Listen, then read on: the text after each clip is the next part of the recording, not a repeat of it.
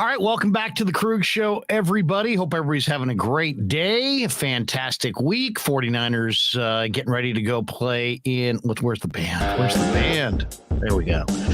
Niners getting ready to play in Mexico City. They are practicing this week in Colorado Springs. So we decided to talk a little 49er football. We said, who do we want to talk to? We thought, you know what? How about Jordan Elliot? Jordan Elliott's been fantastic on the show, and he's back with us on the Krueg Show on this Wednesday. Happy Wednesday to everybody. What's going on, Jordan? How are you, man? I'm doing good. It's a beautiful day in the Bay Area. We have a win to talk about. The mood seems to be a little bit better. So, yeah, I'm doing fantastic. Yeah, I mean, the 49ers this is Kyle Shanahan's first international game. I didn't realize that, but I just saw that the Niners have played a lot internationally, but this is the first international game of his coaching career. The Niners traveling, as I said, to Colorado Springs this week, practicing at the Air Force Academy. I thought they were staying at the Broadmoor, but maybe I'm wrong about that. I'm not really sure. But I did read Dave Lombardi had this one. He said, vivid seats projection. 49er fans will make up 82% of the crowd at Estadio Azteca in Mexico City on a day where it's technically a Cardinals home game. So was this just another way for the 49ers to kind of steal basically have an extra home game? Because it seems like it. Yeah, I posted something about that earlier, too, where I was thinking about it. And I'm like, the 49ers essentially got 11 home games in a 17-game schedule. Obviously, you have to factor in the travel and staying at a hotel. It's a little different than the routes that these players have here in the Bay Area when they play at Levi's. But in terms of just like the in-stadium experience and having the opposing team go on silent count and all the things that come with that, they've essentially been gifted 2 extra home games because of the way that 49ers fans travel and represent the team. And I think that that's really cool that the fan base is so well represented, not only just domestically, but internationally as well. And, you're playing 65% of your games in an environment that favors you. Like, you're going to take that every single time. And I think that it's really cool that the 49ers fans themselves can feel like they have a major impact on this season, because without them traveling and without them representing on the road for these games, then, you wouldn't have that benefit of getting what essentially equates to a couple extra home games. So I think that could end up being a major thing we look back on, where if there are some communication issues for the Cardinals, we saw it with the Rams when they had to go on silent count a couple of weeks ago. Like, those things really do matter. So for whatever it's worth, if you're a 49ers fan, you're getting on the plane, you're going to Mexico City to have some fun, drink up and make some noise, because you have a much bigger impact than you might realize being there. What is the 49ers' biggest issue at this point in the schedule? We're in mid-November. The trade deadline has come and gone. They added Christian McCaffrey. And I guess the big question is, how concerned are you about them on either side of the ball, offensively, defensively? I did read your quotes this week, or your tweets about the offense, that if you look closer into the numbers, they're actually not quite as it's not been quite the struggle offensively that people paint it to be. They are the 49ers, just for people who want to know the up to the date stats, are 9th in the league in total offense, averaging 360 yards per game on offense. And yet they're 18th in points per game, averaging 22 a game. Was it you that pointed out that since they acquired Christian McCaffrey, they're averaging over 25 a game, which would be 6th best in the NFL? Why don't we start with the offense? Do you have a concern with the offense? Are people too concerned? They did have Jeff Wilson. Now they have McCaffrey. They're getting really good guard play, not as great a play from the tackles or Jake Brendel. They do have a bevy of big name weapons. There's no question about it. And I think Garoppolo has kind of graduated beyond where he's been. But give me your thoughts on the offense before we get rolling here. I think the biggest concern is that they've gotten by being very reliant on Jimmy Garoppolo and the passing attack being extremely efficient when they get into 3rd and long. So this season, on downs of 3rd and 8 or longer, the 49ers are converting at the 2nd highest clip in the league when they run pass plays in those situations. And the only team that's converting more is Kansas City, who has Patrick Mahomes, who's, in my opinion, the front runner by a mile for MVP. So they've been extremely efficient. I actually wrote an article for Niners Nation about it today on 3rd down when they're in these 3rd and long situations. but how sustainable is that? And that's not just for, Jimmy Garoppolo. That's for any quarterback. You don't want to put yourself in a position where you have 17 third downs and the majority of those are coming on 3rd and 6, 3rd and 7, 3rd and 8. You want to get into that comfortable short yardage area where you really can open up the playbook. And when you're putting guys like McCaffrey and Deebo in these pre-snap motions, it's going to put a lot more stress on an opposing defense. So I would say the biggest concern right now is just being a little bit more efficient on early downs. But, for the record, this isn't a problem just with the 49ers right now. Right now, league-wide, the scoring is way down for everybody. So the scoring average right now is a little over 21 points a game. It's the lowest it's been since 2009. The average yards per completion is the lowest it's been since 1933. So that's almost 90 years ago.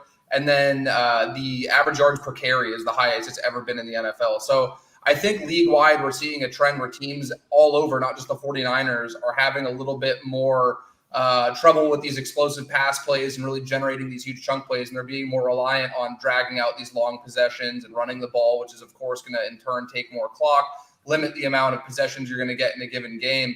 And I think the biggest problem with the 49ers is that, just like you mentioned, they're top 10 in yardage. They're doing a good job moving between the 20s. It's just when they get into the red zone and the field shrinks, they're not capitalizing in a way that's reflective of how good the offense has been in the larger part of the field. And I think that's where the concern is. Because you're going to have less possessions due to running the ball that much, you need to be able to maximize them in the red zone. So I would say just being more efficient on early downs and then being more efficient in the red zone would be my two biggest concerns. Is it the play calling in the red zone? Is it Garoppolo's relative inaccuracy? Because the one thing about the red zone is the windows are smaller, the openings are tighter, the accuracy is at your passing accuracy is at a premium. Also, if your quarterback is in sync with his receivers, that can be at a premium, because a lot of times the plays that work in the red zone are the anticipatory throws where you're throwing it to a spot and only you and the receiver knows what that spot really is, because you're sometimes throwing it before the break. What's your read on why they've struggled in the red zone? I think a lot of it is just not being on the same page. So there were two examples when I haven't completely finished watching the offense. I started with the defense first, but just from the quick watch through that I did on the game film, there were a couple plays in the red zone that, had they gone a little differently, then the score ends up being a little different. And, one of those field goals ends up being a touchdown.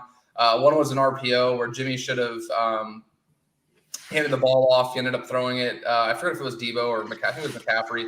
He ended up throwing it to, he took the pass in the RPO, and I think the Chargers, if I remember correctly, I know they definitely outnumbered them on the outside. I think it was 4-3 or 3-2 or something like that.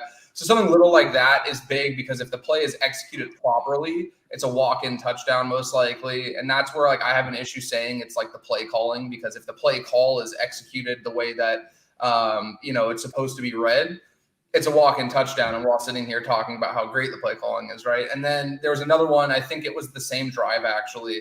And, Ayuk runs this great route on the outside, gets open. The ball is a little bit behind him, but it was a ball he probably would tell you he should have caught. I think most people would agree he should have caught it. He ends up dropping it. The 49ers end up kicking a field goal. So I've just noticed throughout the season, there's been a lot of stuff like that where it's not they're running these, passing concepts that aren't getting guys open, or they're flooding one side of the field with receivers and not getting any separation. I just think it's these minor miscues that just keep adding up and snowballing in a way. So, we're getting to the point in the season now where we can't really blame rust anymore. They've had the majority of the season to correct some of these things. So if they're able to do that before we get into the heart of December and that last minute playoff push, I think they'll be okay. But I just really think it comes down to some minor miscues that are snowballing into what appears to be a larger issue because of that, if that makes sense. Let's hammer down on a couple of the individuals in the on the offensive side of the ball. Let's start with Jimmy Garoppolo. Of course, the year started with Trey Lance. He played a game and a little bit of a second game.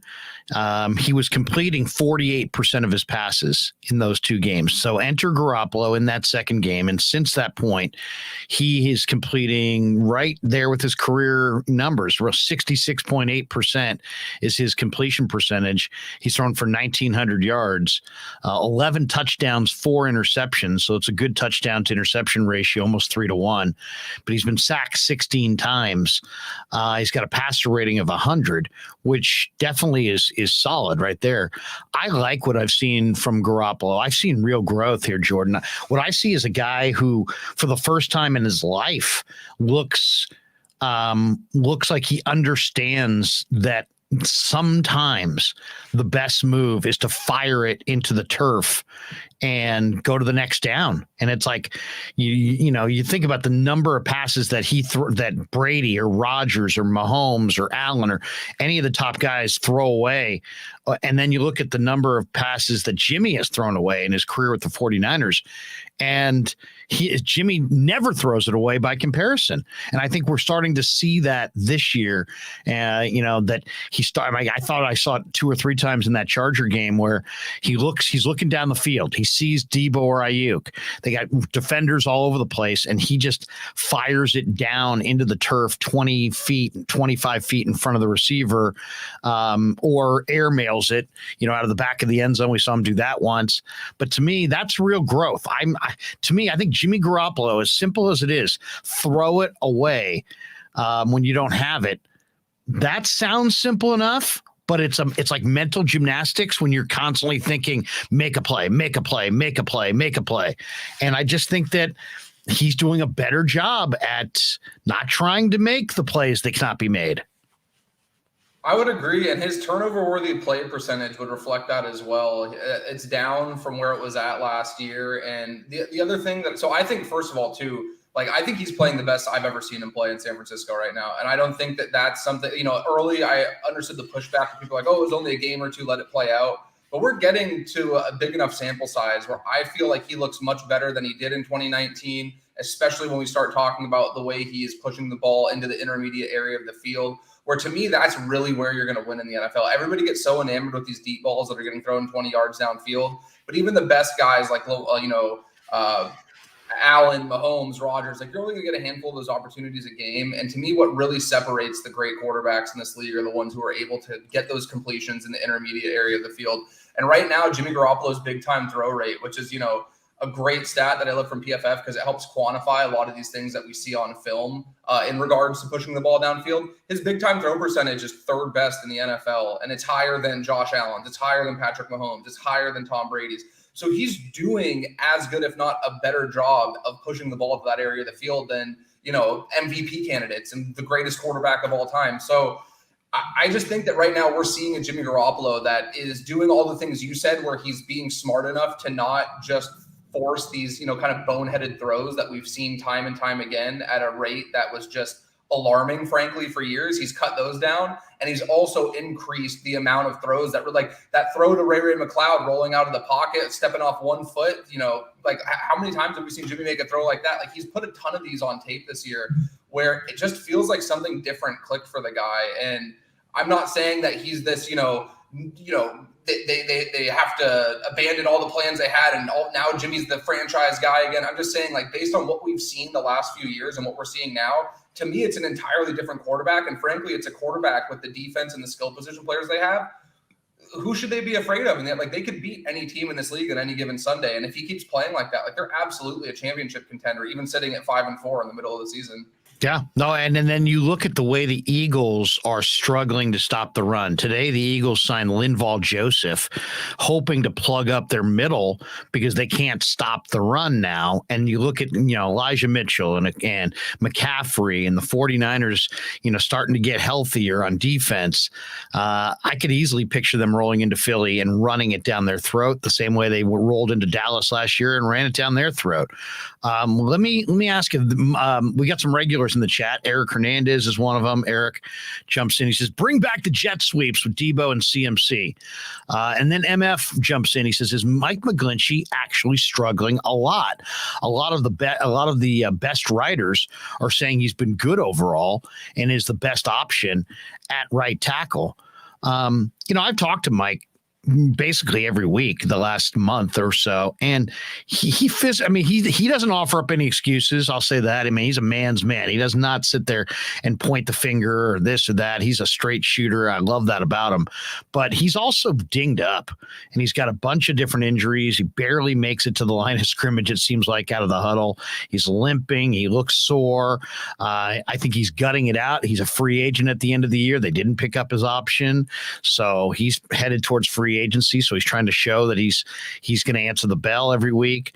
But what do you see with McGlinchey? Because I see regression from both tackles, and I see McGlinchey getting beat by speed.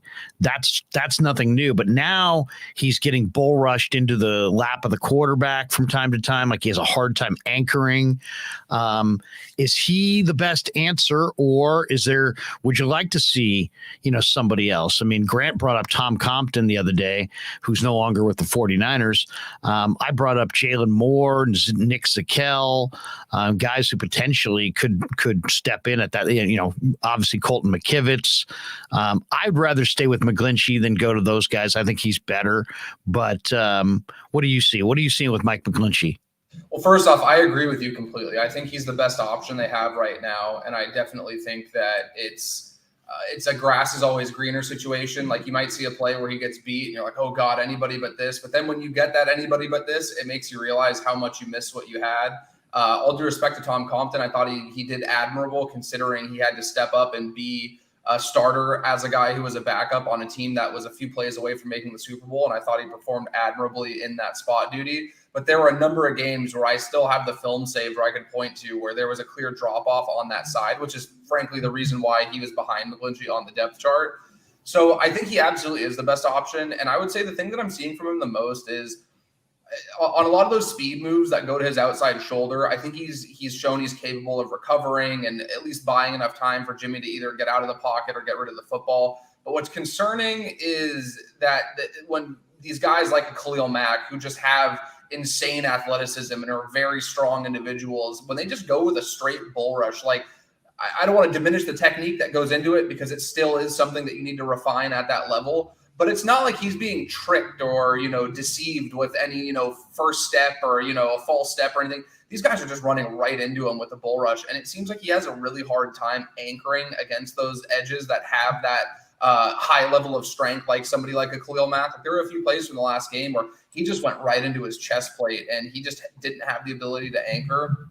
The one thing I would say too is, I know there were a couple medical specialists who I respect tremendously, who are far more knowledgeable with this stuff than I could ever pretend to be, who said that they did not think that Mike would have a problem coming back from that quad injury in the run game. They thought that his ability to move laterally and his ability to get into space wouldn't take a huge hit. But they said their greatest concern, and the thing they've noticed the most with those quad injuries that he suffered last season, is your ability to anchor. And it takes a long time, if ever, to get back to that level of being able to just drop your anchor and hold your own against the bull rush like that. So the fact that it was something that somebody with medical expertise could see coming, I guess, makes it a little less concerning, because it's just kind of the unfortunate reality of that injury he suffered last season. But at the same time, too, that doesn't change the fact that it's concerning in the sense that there's not really an answer for it. Like, your body's not just magically going to change overnight and heal and be back to the way it was before. So I think it's a situation of just trying to find a way to put him in spots where, if you are going up against dominant top flight pass rusher, find a way to have somebody in the backfield who can chip, find a way to keep Kittle on his side, because I don't think it's as much about the ability with McGlinchey as much as I just think it's the recovery from what was a very serious injury last year. And I noticed on a couple plays, watching back on the game film, like, they had McCaffrey not necessarily chipping him, but kind of running a slow check release out of the backfield where he altered the path of Khalil Mack. And by the time he even got to McGlinchey, the ball is already out of Garoppolo's hands. So I just think it's something that you're going to have to scheme around for now, because he is your best option. And I don't see there being somebody currently on the roster that you could feel great about just plugging in and not having a severe drop-off, especially in the run game. Because what always gets highlighted, Larry, I don't know if you've noticed too, it's always pass protection reps with Mike McGlinchey. I know there was a one play I saw that people were showing on the goal line of a missed block in the run game, but he still is one of the preeminent run blocking tackles in the NFL. And the 49ers want to run the ball 30, 35 times a game. So that's something that needs to be considered when people are calling for changes there, is the guy you're going to bring in going to be able to contribute in the running game at the same level that Mike McGlinchey has? And I just frankly don't see it on the roster currently. One of the stories that came up this week, Jesse Naylor had it, was Trent Williams tipping. And it's funny, there are examples where linemen tip, but it's not the example that he used. The one that he was looking at was one where Trent was literally getting ready for a pass protection versus, there are times when the tackles will give you a different look, like they're going to, like when it's an obvious passing situation. The ones that I always look for is, do you see the guard deep set when he has to get out of there? Because guards usually don't move that well. And so if they're going to use the guard to pull, and he's going to have to get out of that hole and get out in space, sometimes he'll set quite a bit deeper just because he'll try to, it's just like, just trying to cheat a little bit, you got to get out there, and you got to get out there. And so maybe you take a step back further so you can get out easier. And some defensive linemen notice that. And sometimes that kind of stuff gets called out. But Red Eye says, has Trent Williams tipping only with the Niners? Anyone check his tapes of the days with the Redskins? If so, peeps have known for a decade. And if so, it doesn't matter because does it affect the outcome of plays? To me, this is a non-story. I did think it was interesting. There was a number of pro offensive linemen that kind of weighed in with their analysis of the situation, and yet still people would not take, guys who had played in the NFL's word for it, that it wasn't the end of the world. It's not like a pitcher, tapping his glove or giving away curveball, fastball. It's not on that level. But what did you think of the story? What did you think of the reaction? Niner Twitter having a field day with this the last few days. I thought it was very, very cool that we had a discussion revolving around offensive line play. I thought that that's something that this discourse on Twitter has been lacking for a long time. I know to me, I think that's the most misunderstood and analyzed position group in the NFL. So it was really cool to have a lot of those former offensive linemen weighing in on it. I know Andrew Whitworth said that Trent's been doing that for a decade and it hasn't really been a big deal. I do also think that the initial point was a little misconstrued. It appeared like Jesse was just pointing out that it was something he noticed. I don't think he was strongly insinuating that it was just from what I saw, that it was something that was a huge deal. And I think that kind of snowballed into, people making assumptions about that. And as you know, that's what happens when you have something that goes viral on Twitter. So I do think that it's unfortunate because I know how much time it does take to go into game film and find tendencies and pick up on stuff like that. So I just wanted to make sure that, anybody who didn't see it, I don't think that was Jesse's intention. And I think that he does deserve the respect for spending the time to go in there and watch the amount of film that it takes to come away with something like that. But with the 49ers specifically, I really don't think that it's something that's a huge deal in terms of, tipping plays to the defense, because they do so much pre-snap motion. There is so much eye candy before the ball is snapped, and there's so many things that defensive players have to key in on. I don't think that they have the luxury of having somebody in the meeting room during the week saying, all right, you're going to be tasked with watching Trent Williams back left foot and see where he lines up, and then we'll have a defensive signal to signal run or pass. It's much more in line with what I believe you just said, Larry, where you do see a guard that tends to cheat a little bit. There's actually a few plays where Aaron Banks did that on some counter runs they were doing. And to me, that's a much bigger tell. And at the same time, too, it's easy for us to go back on game film, I feel like, and notice a lot of these little things. And I always try to remind myself, I have the luxury of looking at a play and spending an hour breaking down a play that happens and what signs I might notice or, little tendencies. These guys have 25 seconds at a completely different angle to get a call in from the defensive coordinator, relay that call, understand the personnel, the down distance. There's so much going on that I don't think that there is realistically an avenue to spy Trent Williams, tendencies and then use that in a way that's advantageous. And realistically too, nobody in the NFL is really tricking one another at a certain point. A lot of these offenses are running the same things. A lot of these defenses are running the same coverages. It really just comes down to execution to me. I don't think you're going to blow teams away by surprising them week after week. It's just who's going to execute better and who's going to be more fundamentally sound within these structures of these offenses and defenses that everybody's kind of familiar with. So I think it was a very interesting discussion, and I think that it was something that got blown way out of proportion from what I think the initial point Jesse was trying to make was. But in terms of it being a big deal for the 49ers offense, like, no, I don't think it's a huge deal at all. I just think it's, it is what it is. And it doesn't seem like it's really helped many people against Trent Williams either, even the ones that said they knew it was coming. I know that the end on the Bears said that. He beat him once, which is a great achievement. If you beat Trent Williams as an edge rush, that's something you should, hang your hat on. But it's not something we've seen week to week, so I don't think it's a big deal personally. Hey, it's week 11, and Deebo Samuel has 3 touchdowns, and he's played in 8 or 9 games. I mean, he's well, I think it's 1, 2, 3, 4, 5. He's played in 8 games this year, and he's got 2 receiving touchdowns and 1 rushing touchdown. We saw him at the Warrior game the other night, guzzling Mike and Ike's. There are people that have suggested that he's not in great shape.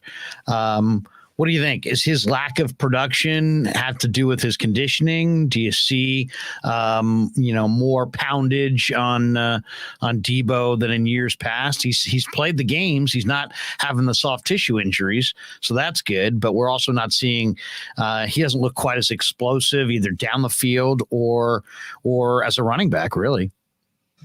So maybe this is just the optimist in me, Larry, but I'm of the belief that the 49ers understood how valuable of an asset he was when it came time to make that late push. And when you get into January and you're playing on the road in the playoffs, and the ability to put defenses in conflict with him as a runner was invaluable to them. He had that huge 3rd down conversion that put them in field goal range to win in Green Bay. He had that great, I think it was like a 26-yard touchdown in Dallas. He is somebody where he is such a valuable chess piece that if I'm Kyle Shanahan, I don't want to envision a scenario, no matter how stacked the rest of the skill positions are, where I'm going into a game in January and I have to go into Philadelphia or I have to go into Minnesota and I don't have that weapon in Deebo Samuel in my back pocket. So what my read on things is I think the 49ers are really waiting to ramp up that usage until we get into week 15, 16, 17. And if they're in some must-win games, I think you'll see it a lot more. But I think they're just being really cautious and preserving him so that when the time comes where I believe they are a playoff team, when they are playing in Minnesota or Philadelphia on the road, that's when you'll see him get 10 carries in a game. That's when you'll see him phased into that kind of, offensive weapon and non-traditional wide receiver role that we've seen him be so successful in. I really think it just comes down to preserving him. I don't think it's as much of a conditioning thing as much of it's, there's been injury issues in the past. We don't have to run him the way we did last year. We can have success with the McCaffrey, with an Elijah Mitchell. And when the time comes, he'll be much fresher than he's been in years past. So that's, for now, kind of the outlook I'm maintaining on it. And we'll see how that plans out, down the line. Against the Chargers, Christian McCaffrey had 14 carries for 38 yards and a touchdown. He averaged 2.7 a carry. Elijah Mitchell had 18 carries for 89 yards, almost 5 yards a carry, 4.9 a carry.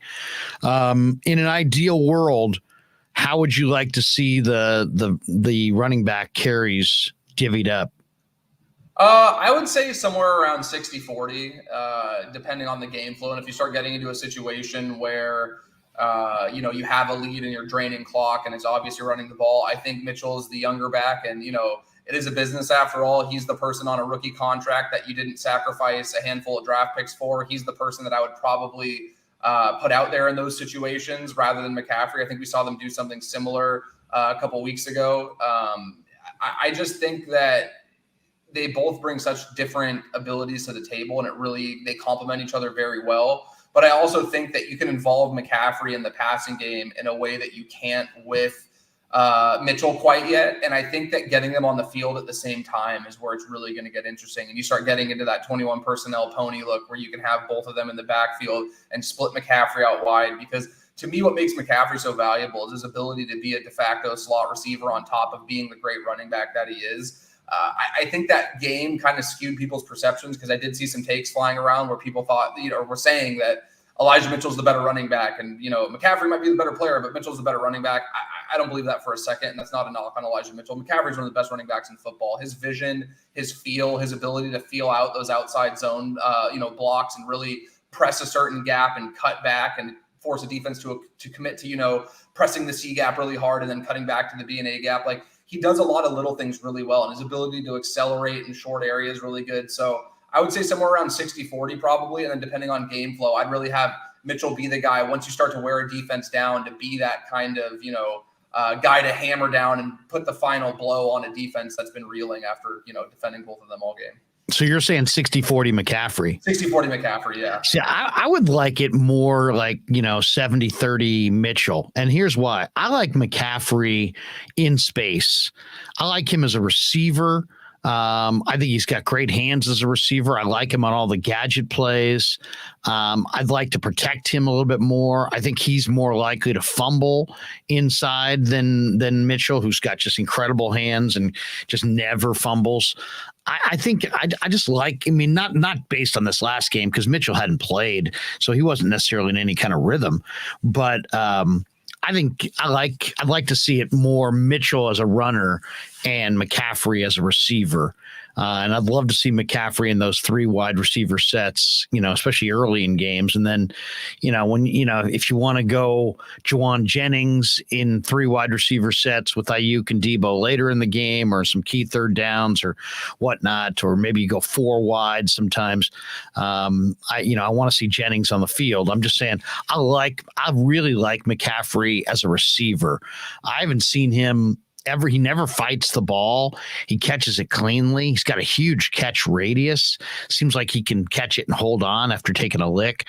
So I really like Christian. In this last game, he had 14 touches as a runner, but 4 touches as a receiver on 6 targets. And he caught those 4 balls for 39 yards, a little bit under 10 yards a catch. I know what you're saying. He is the better player.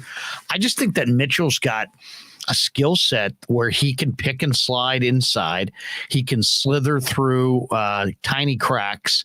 And to me, the one thing that's really impressive about Elijah Mitchell, more so than almost any back in football, this guy maximizes the runs. If it's blocked for 2, he gets you 3. If it's blocked for 5, he gets you 6. If he gets hit in the backfield, somehow he twists out of it and makes a positive yardage out of it. He, to me, always falls forward, never falls backward, doesn't fumble.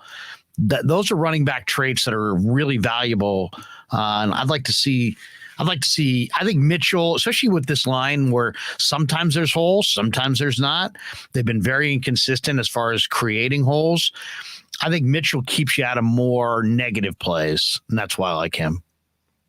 I think that the interesting thing too is like the variation they can do with personnel now is really what makes things so appealing with somebody like McCaffrey, where you can really, you can go out there and a 21 personnel look and have, Juszczyk and Deebo and Kittle and Ayuk and McCaffrey out there, and you can end up motioning out into empty, and you're probably going to get a base defense look from the other team, which is in turn going to probably have them in their more vanilla coverage looks because of that.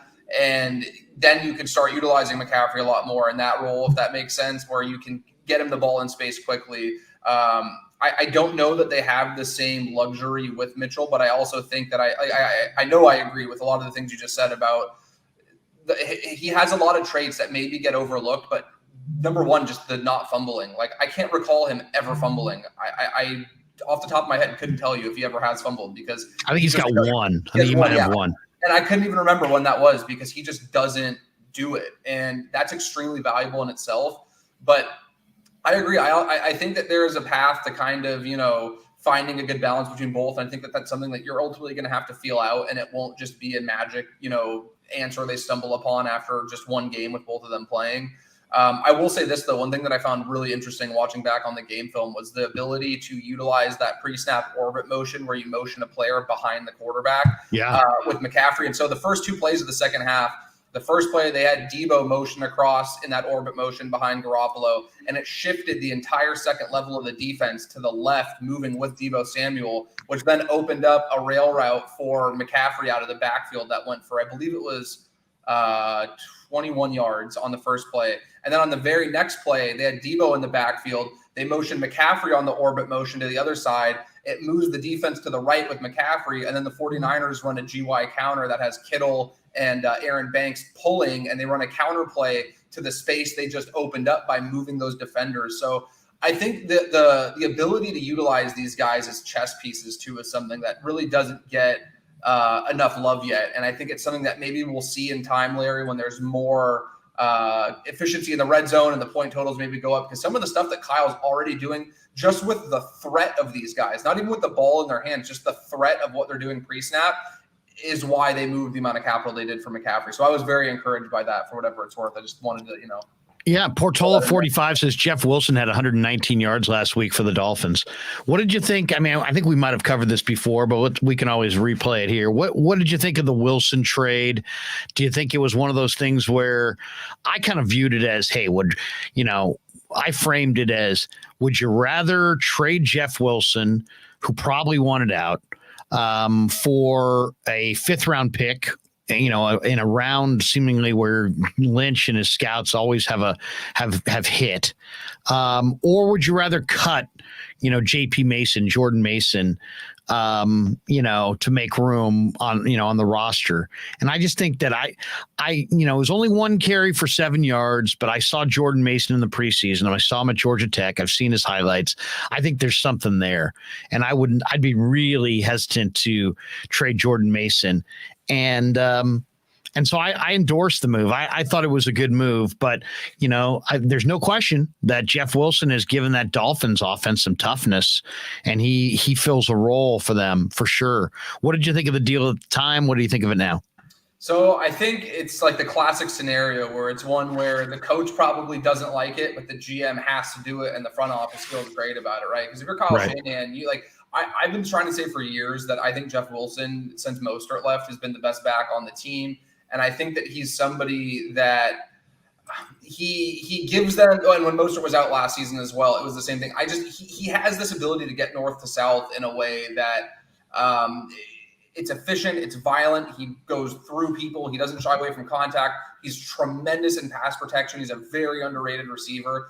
I just think he's a super underrated player altogether. So if you're Kyle Shanahan, you're sitting there and you're like, hey, as great as it is to have Elijah Mitchell and McCaffrey, if something were to happen to one of those players, you find yourself in a position where you're, longing for the reliable back you had in Jeff Wilson.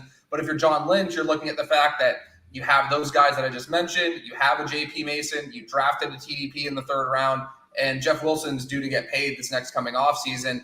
Does he really fit into the long-term plans? And I can get a 5th round pick for him being a couple-month rental. It's a really hard deal to turn down if you are there. And especially if Jeff Wilson was like, hey, I can see the writing on the wall. This is a crowded backfield. I don't think it's a coincidence that he ended up going to Miami, where he's familiar with Mike McDaniel, familiar with the system, which is why I think he's had so much success right away. It's been a pretty seamless fit going from that offense to, Miami, because they're running a lot of the same stuff. So I understand the move. I think it's a bummer to see Jeff Wilson go, because I think he's a really good player, and I think he's been a very underrated piece for the success the 49ers have had. But it's very hard to turn down a 5th round pick for him, especially when you parted with the amount of picks that you did to get McCaffrey in the building. So it helped them recoup some of the capital that they lost making that move. So you kind of have to make the trade. And then look at your roster. George Kittle was a 5th round pick. Dre Greenlaw, I believe, was a 5th round pick. DJ Jones was a 6th round pick. Hufanga was a 5th round pick. So, you can do something with a 5th round pick. A lot of people in the chat weighing in on the Wilson thing. Bay Area Baller 18. I did not like the Jeff Wilson trade. He's too talented, was running too good. The way I said I did not like, it was almost like I thought I was jumping into my Dr. Seuss Sam I Am. I do not like my green eggs and ham. I did not like the Wilson trade, according to Bay Area Baller.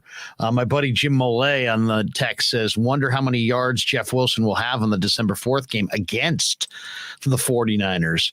Calba says it sucked losing Jeff Wilson, but it's a numbers game. If you don't trade Wilson, then who do you trade, or who moves? Somebody had to go once Mitchell was coming back. I agree. And then Mr. NorCal says, should they use Jordan Mason, or they should use Jordan Mason on short yardage packages? I would like to see Mason have some role as well. I think he runs upright, but he runs hard. He runs violent. And he's 230. That's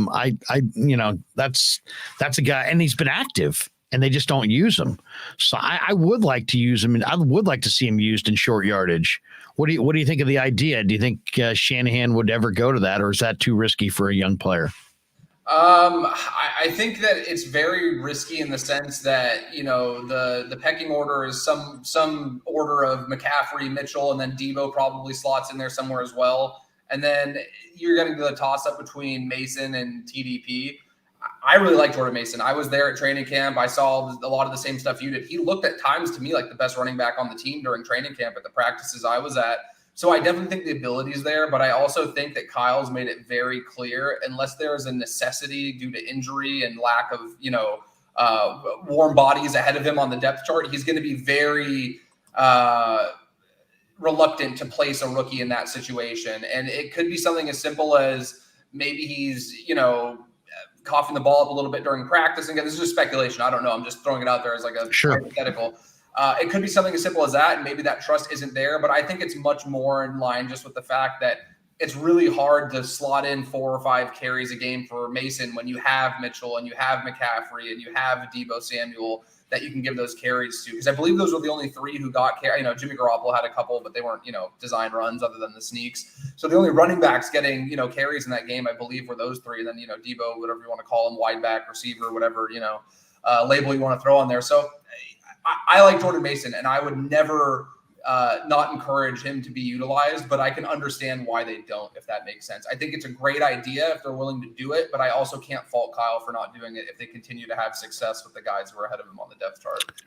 Well, you like Jordan Mason. I like Jordan Mason. David Jordan in our chat likes you, Jordan. He says, great guest. It's a lot of Jordans there, if you can follow your Jordans. But no, Jordan is a great guest. We're talking to @splash_cousin Jordan Elliot, who writes for Niners Nation, does a great job. Niners on the road this week. Normally I'd be at practice today, but they are practicing in Colorado Springs in advance of the Cardinals. All right, before we flip the card and talk about the Niner defense, let's talk about the Arizona defense that the Niner offense will face this week. One of the issues the 49ers have had is that in this division is that they cannot beat the Cardinals. The way that the Niners own the Rams, the Cardinals seemingly own them. And then if you look at it and you go back into these games, you say, well, why is that the case? And it really comes down to individual play. And I think a lot of it is their defense. This big number 94 they have, Zach Allen, is really underrated. He's got a tremendous motor. And for a defensive tackle, he piles up a lot of tackles. Usually you don't, he's almost like a linebacker when you look at his tackle total. Then you look at the rest of their defense. Marcus Golden looks like Lawrence Taylor in his prime against the 49ers. He wears number 44. He's had major surgeries in his career, and he's popped around to a couple different spots, but every time he lines up against the Niners, he looks like an all-world player. Exact same thing you could say about Budda Baker, who's not 100% for this game, but I bet you he'll be out there. The strong safety, I think, is as good a safety as there is in the game today. I think he's just a difference maker, and if you watch Hard Knocks, you can see not only is he a difference maker on the field, he's a difference maker in the locker room. And then the Cardinals may have the freakiest player in the entire league in Isaiah Simmons. Isaiah Simmons is 6'3" and change, or 6'4", about 240 pounds. He's playing the nickelback position. That's how well he moves, and he moved that well at Clemson. Everybody knew he was a freak of nature. So Keim has drafted these guys. He drafted all these guys, not to mention Zaven Collins, who was a big play guy in college. He had a pick, I believe, last week. It's an interesting defense. J.J. Watt up front. What do you think? Where does Shanahan? Who is the guy on this defense? Is it Ben Neiman, who doesn't move all that well? Who's the conflict defender that Shanahan ruthlessly picks on this week? I have to believe it's going to be someone in the passing game, because Arizona actually does a pretty good job against the run. They're 12th in yards per attempt allowed, but they're 22nd in passing yards allowed per attempt. So I would have to believe it's going to be somebody through the air. I admittedly haven't gotten around to my homework yet this week for, watching Arizona. So I can only base off what I've seen on the broadcast. Yeah. But I have to believe they're going to find some way to exploit that secondary a little bit. I'm thrilled to watch. I always love watching Budda Baker and George Kittle match up. They're two of the better players at their position in the league. So I definitely think that's one to keep an eye on, especially even though, he played last week. Baker still is not I would imagine at 100% after he had that ankle sprain a couple weeks ago. So that's definitely a guy to keep an eye on. Or if you remember correctly, a couple years ago, that first week, I believe it was his first start ever, they picked on Simmons right away on that choice route out of the backfield with Mostert. So it wouldn't surprise me to see them kind of attack on early downs, those outside backers and Collins and Simmons with the running back, because as great as Mostert is, I don't think he was ever the receiving threat that McCaffrey is. So I'd love to see what McCaffrey can kind of do on some of these backers when the Cardinals are forced to roll out their base 3-4 defense. But yeah, you have to still respect the unit. They're 30th in points allowed and 22nd in yardage. So that may not scream extremely talented unit, but they have good players. And Vance Joseph has shown that he's capable of calling a good game against this offense. So I think that's going to be the biggest key to watch, is how can they get guys like Kittle and McCaffrey involved over the middle, out of those early down looks where they're in 21, 22 personnel, and they're showing a run-heavy look, and they're able to throw out of those looks and really find ways to scheme up McCaffrey one-on-one with the linebacker, or find a way to get Kittle open over the middle. So that'd probably be what I would take a look at. But, hey, with the way Jimmy's throwing the ball, maybe they're just going to start chucking the ball downfield. He's been playing out of his mind lately. So, no question. In fact, there's two throws from Jimmy that really stood out to me. One was the dime that he threw to Ray McLeod, and the window that he threw it in was just, he could have taken it and thrown it over the defender and lofted it towards the sideline. And that to me seemed like the easier throw. Instead, Jimmy kind of snuck it in, behind the defender, and Ray caught it. And when it was an incredible hookup, that play was incredible. Then when I was watching it live, the second to last drive, Garoppolo drops back to pass. He's got Ayuk. Ayuk's on the sideline. He's on Jimmy. I believe they snapped it on the far hash. So he's making kind of a wide throw to the right sideline in front of the Charger bench. And he's got Ayuk jostling for position with the DB. And I'm not sure which DB it was. And Jimmy throws it. Jimmy throws it to the sideline. There was nothing but green grass in front of that Charger defender. It easily could have been a pick six. It easily could have been, and still Jimmy didn't just make the throw. He stuck it in there with some real velocity. I mean, that to me, Jordan, the two things that I'm seeing with Jimmy that I'm like, what am I seeing here? He's throwing the ball away when he needs to. That to me has seemed like a teaching point that he has had a hard time grasping. And now I'm seeing, granted, maybe it's just one or two plays, but I'm seeing greater zip on the passes outside the numbers, outside the hashes, than I remember seeing from Jimmy at any point.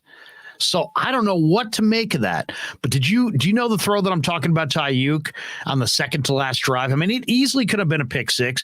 Instead, Ayuk at the very last second got in front of the guy, and Ayuk's got such strong mitts that he just plucked it right out of there. And I think the defender might have had a hand in there. It was one of those, oh, no. Yes. It was like one of those watching it on the binoculars. And then I watched it again. I was like, man, you can say what you want about Jimmy Garoppolo. The one thing you can absolutely not say is, they all say the old saying, no guts, no glory. That kid, that guy has guts, man. He's got guts. He's not afraid to give his receivers a chance on a 50-50 ball, even in a one-score game, even when a pick six could be the result. He lets it rip. And I love that's one of the things I do love about Garoppolo. Yeah, no, he's somebody that won't shy away from that, which is why I think there were so many of those throws that frustrated people over the years, because he didn't hesitate to throw a ball into a tight spot. I do think there's something very interesting going on, though, with the velocity, because it does seem to be up. And, you can point to last season and say, okay, we had the shoulder injury, so of course it's going to be better, but it's better than it was before that injury and better than we've really ever seen it. And it was kind of, because I have no real tangible way to quantify it or any logical explanation for it. I don't know if you remember that movie that came out about 30 years ago. It's the baseball movie Rookie of the Year, where the kid breaks his arm and then gets his arm fixed. All of a sudden he's throwing a Gary Busey, Gary Busey, the Rocket Man in that. Yeah. So Gary Busey dated the kid's mom, right? Yeah, exactly. Yeah. So I was thinking maybe something similar happened with Jimmy. What was his name? Do you remember his name in the movie? Henry Rowan Gardner. No, Busey. Oh, I know that he was called the Rocket. I forget what the name was. Yeah, I forget. If somebody remembers, it was something. Yeah. It was a good name. I remember that too because his little buddies disowned him because he had become too big league. Right? He was that. That was kind of a cute baseball movie actually. Yeah, and so I'm wondering able something similar happened with Jimmy. He had that shoulder. Chet, there it is, MF. Chet Steadman. Chet Steadman. Thank you, MF. Yeah. That was a great one. Wait, go ahead. I'm sorry. I got so excited by that movie. So maybe that's what happened with Jimmy. He got the shoulder surgery, and all of a sudden he has this magical velocity. He got the arm motion back. He got Henry Rowan. Some of the adhesions, came back a little tighter. What if Jimmy had some like surgery and suddenly he had like a Flacco type arm and he's like young Terry Bradshaw or something. He's just rocketing things. That would be funny. Everybody has the same surgery. It becomes it's like the new Tommy John of football. It is. Somebody asked in the chat. I want to read a couple of these because we got some great comments in the chat. One we have here. Let's see. Oh, here's the one that I thought was interesting. MF says, were you guys at the game against Colt McCoy last year? What the heck happened there? I know it was one of the most amazing things I've ever seen. Now, the one thing I'll say about Colt McCoy, MF, and Jordan, you know this, going back to Texas, he completed, I believe, his final year at Texas, maybe 77%. I mean, Colt McCoy is an accurate throw it underneath guy. He doesn't have big arm strength. He doesn't have incredible mobility, but he's pretty mobile. But his greatest thing is he's accurate underneath. He completed against the Niners 85% of his passes. I mean, I was like, I couldn't even picture what we were watching. Were you at that game last year? I wasn't, but I remember the immediate thought coming out of that game was how valuable Jimmy Ward and Jaquiski Tartt were. Because to me, that's what really got the 49ers was they had both their starting safeties out. And it felt like the Cardinals really attacked that by just screening the 49ers to death over and over and over again. It was like the death by 1,000 paper cuts or whatever that saying is because they just couldn't tackle in the open field. It wasn't like he was out there dicing up the secondary and, making these incredible throws in the tight windows. All due respect to Colt McCoy, he played great and they won the game. But it really, to me, just came down to a fundamental inability to make tackles in the open field and like James Conner was running all over them. And it just felt like it was something where if there was ever a question of how valuable having starting safeties in the NFL is and how valuable Jaquiski Tartt and Jimmy Ward were, that game to me is the one I always go back to and reference because it just felt like the safeties that were playing in place of them were taking bad angles to the ball. They were not making the plays they needed to in space. That's something that is very underrated about this 49ers defense is that when teams do throw underneath and they do check down, they're so good at not allowing guys to make them miss and making that tackle short of the sticks. And it just felt like they lost any semblance of knowing how to do that in that game last year. I think also, Colt McCoy, you can almost see the coaching going on watching him play. You can hear the coach saying to him, take what the defense gives you. Take what the defense gives you. And if you give him a wide open safety valve, he'll just throw it to that safety valve and go on to the next play. To me, I think I don't remember that game specifically as far as the box score, but I do remember Rondale Moore, the little burner from Purdue, as just being a guy that the Niners really struggled to corral. And why wouldn't you? He's got 4.29 speed. And I think the Cardinals probably don't utilize Rondale Moore enough, to be honest. All right, let's jump over and talk a little bit about the 49ers defense and this Cardinal offense. Now, the first thing that jumps out to me that I wanted to get your thoughts on is that the Niners, it seems like under D'Amico, come out very vanilla and like allow a quarterback to get into a rhythm. This last game, no Mike Williams, no Keenan Allen, no Guyton, their speedster. And yet, they came out, didn't put a lot of pressure on Herbert, and he got into a rhythm. And then as the game progresses, now here come the more exotic games up front. And you're seeing Kacherik, play these these TE stunts and these ET stunts, and he's got guys coming from different angles and overloaded fronts. And the Niners had 3 defensive ends on the defensive right side on one play, and they start mixing it up. Then he starts mixing up even a little bit more, where he'll mix in some third down blitz packages and send guys from all over the place. And he's got a very blitz package scheme. In this game, I thought the key in the second half was when he started sending pressure on second down pass plays to Herbert and making that forcing the ball out of Herbert's hands by sending extra rushers on second down pass plays. Thought that had a big impact. But what do you think of DeMeco's game plan? Because to me, I think it's like it's like a starting pitcher. Don't let a starting pitcher in baseball get into a rhythm and then have to break him of his rhythm. Get him out of rhythm in the first. And the one thing about DeMeco's, it's like he plays it vanilla, so he's got like more bullets in his gun and things he can go to. But I just don't like the idea of letting a quarterback establish a rhythm. What do you think of that? And then I guess, what are you hearing as far as, is it Colt or is it Kyler? What quarterback are we even going to see this week? So I think the thing with DeMeco Ryans is he's been very compromised the last 2 seasons for the majority of the games he's called, because they haven't had their starting corners that they went into the season as 1 and 1A or 1 and 2 for very many games. And we've seen when they have, like when Manuel Mosley and Mooney Ward were both healthy, they looked like one of the best defenses in the last 10 years when both those guys were out there. So the problem I feel like that gets overlooked is when you have to put out guys that are lower on the depth chart, you're probably not going to be as comfortable calling the man coverages you were calling for Mosley and for Mooney when they were both out there. And now you get to a point where you're going to be running a lot more zone. I think you're going to end up running a lot more cover 3 and a lot more stuff that allows you to kind of not be as reliant on maybe the lack of athleticism, or the drop off, I should say, in athleticism from those frontline starters to the guys behind them. And as a result of that, I think you put yourself in position for more chance of miscommunication, where there's some blown coverages, which is what it felt like watching the beginning of that game against the Chargers. So I definitely think that happens. But I also think that Ryans is a phenomenal in-game adjuster. Like when it comes to getting into the drawing board at halftime, taking what happened in the first half and coming out and making adjustments, he's just exceptional. And the last 2 weeks have really been a great example of that.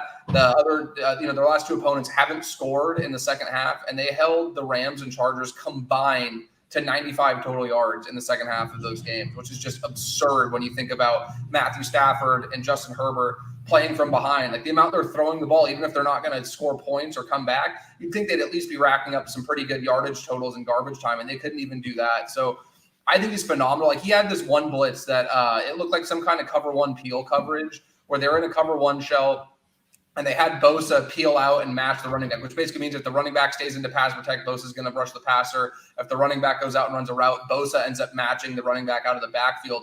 And they still sent 6. So you're sitting in a situation where you're the quarterback and you have to diagnose this really quickly. You look up and the guy you're terrified of, who you spent all week game planning around because you have a guy making his first ever start going up against him in Foster Sorrell.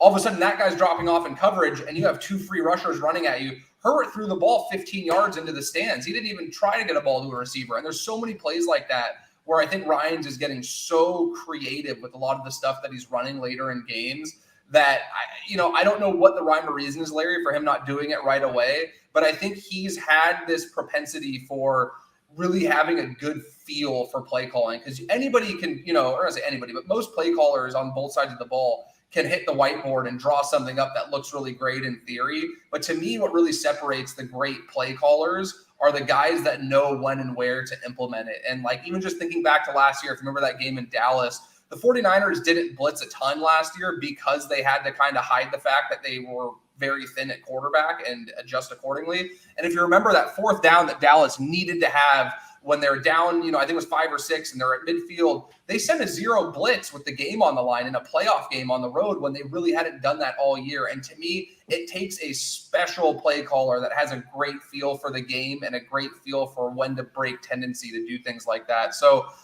I just think Ryans is somebody that, until proven otherwise, I'm going to give the benefit of the doubt, even if the other team does have a good opening drive or even if they are playing from behind early, because he just always seems to find a way to adjust. And when the chips are on the table, he always seems to push the right buttons. And then in terms of Kyler, I saw the report earlier that he might still be dealing with that injury and he might not play. I always expect the starter is going to play until we hear otherwise. But I will say, even if he does play, when you're dealing with a hamstring injury like that he's dealing with, the thing that's given the 49ers the biggest issues with Kyler Murray is him getting out of the pocket and running. And while I think he's still capable of doing that if he plays, obviously that's something that you're a little bit compromised when you do have that soft tissue injury. So if the 49ers are able to contain and keep him in the pocket, it's incredible how much stuff that gets missed in the middle of the field with that Arizona offense when Kyler is confined to the pocket. And I think even if he goes, the fact that that hamstring injury is there is going to play into the 49ers' ability, obviously, to then keep him in that pocket, force him to stay and make a throw over the offensive line, which for a number one draft, it's incredible, Larry, honestly, that we have to sit here and talk about the fact that a number one draft pick has problems throwing from the pocket, but it's something that's consistent on film with him. So I'm expecting Kyler, but I think that a less than 100% version of Kyler is almost a detriment to the Cardinals based on what we've seen Colt McCoy be able to give them in his plays. So I'm assuming Kyler, but it's almost like Colt would be better if I'm Cliff Kingsbury game planning for this game. Well, they're different guys as far as their skill set. I think if it's Colt, you got to take away his first read, make him hold the ball, make him challenge you down the field because that's not his game, and then cross your fingers that D-Hop doesn't destroy you. If it's Kyler, I think you got to blitz him with smaller guys because the Javon Kinlaws, the Hassan Ridgeways, the Eric Armsteads of the world probably are not going to be able to ever sack a guy like Kyler because he's just too quick. But if you can blitz him with DBs, if you can blitz him with some smaller bodied guys, I think they got a much better chance of getting home. We've got one super chat from Miguel who says, here's $1.99 chances of Trey Lance coming back as a backup this year. Trey Lance is out of the boot. Shanahan has kind of maintained that he's next year's deal at this point. I don't know. Personally, I'd rather go with Purdy as the backup this year and just give Trey, the entire year to get right, learn the offense, get in whatever rhythm. I'm going with Purdy over Trey as number 2. And despite, I don't care even if Trey makes it back. Is he a significant talent? Yeah, but I think Purdy is probably more dependable off the bench than Trey, and I'd stay with Purdy. I think, too, the thing to consider is even if he gets cleared medically and he's able to get back on the field in some capacity, there's a reason why the 49ers were running him as much as they were early on, because that running value was going to be able to kind of bridge the gap in the development he would need as a passer. So even if he isn't a backup role, you're in a spot where if you do need to plug him in there, are you going to feel great about, either not running him and having to deal with the growing pains that are clearly there as an NFL quarterback that we're seeing early on, which is, again, understandable given his lack of reps to this point in his career? Or do you roll the dice and you run the offense you were going to run with him anyway? And then at that point, I'm with Larry. I feel like he deserves the full year to recover, the full offseason to have a good rehab program, come back strong next year. Because at that point, I feel like you're just exposing him to unneeded risk. And again, even if you avoid the running, this is probably an unpopular take, but I don't think at this point in time, if you're talking strictly confined to the pocket, not design run, not really using, if we take the mobility out of the equation and focus just on throwing the football, I don't think there's a big enough gap between Lance and Purdy at this point in time to justify putting Trey Lance at risk of further injury when he is the face of your franchise moving forward. So I think their best bet is to honestly just keep Jimmy and Purdy at this point. But at the same time, he was the starter going into the year. So if they feel like he's healthy enough to go, I couldn't fault them for doing so. I just think it adds a very high level of unneeded risk that you just don't need at this point, and you're not going to be able to get the most optimal performance out of Trey Lance unless he is a running threat as well at this point in time. See, I have stronger feelings on this one. To me, everything that's happened to now is understandable. But if you put Trey Lance back out there and he suffers a significant injury, he's gone all of next year. You can't if he doesn't play all of next year, his career is in the balance. I think. I know he's still a young guy. He's still an athletic guy, but he's got to play. It's been too long. If the fact that he didn't play at all this year, really, except for that one game and one series, that's bad enough. That now I think you got to be treat him with kid gloves and get him out there when it's best going to serve him.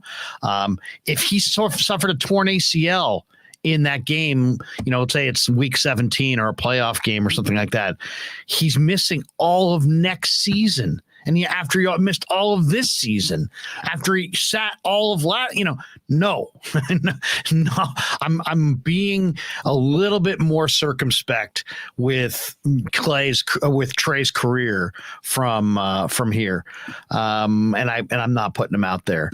A couple other things here. We got a couple interesting ones here. This one from Tontaray. He says, mobile quarterbacks always give the 49ers problems. There's no question about that. Then he says, who out of all of our linebackers would be your ideal idea of a smaller guy who could get to Kyler? Any of those guys. I mean, literally any of them. Greenlaw, yes. Aziz, yes. Warner, yes, but it could be Hufanga, it could be Gibson, it could be Diamador Lenore coming off the slot. I'm just saying, mix it up with your back seven. Send some smaller guys at this guy if you're really trying to corral him, because just blitzing another big D lineman, all it takes is one little stutter step and he's broken down that D lineman. The smaller guys, I think, are going to have a much better chance of getting home against Kyler. All right, how about the Greenlaw penalty, the ejection and the hit? That was a big topic of conversation. It's funny. I asked Trey a couple weeks ago at his locker. I'm like, man. And I'm like, you love to hit people, don't you? And he's like, oh, I love it. I love it. He's like, I love hitting people. He loves contact.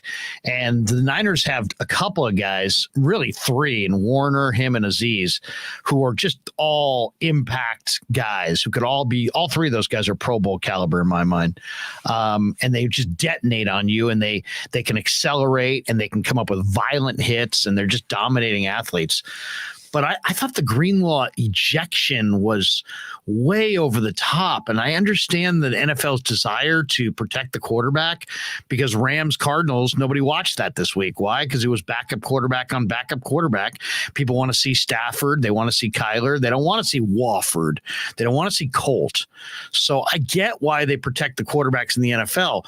But Jimmy, the play that, I'm thinking of that play, Jimmy Ward hit Herbert.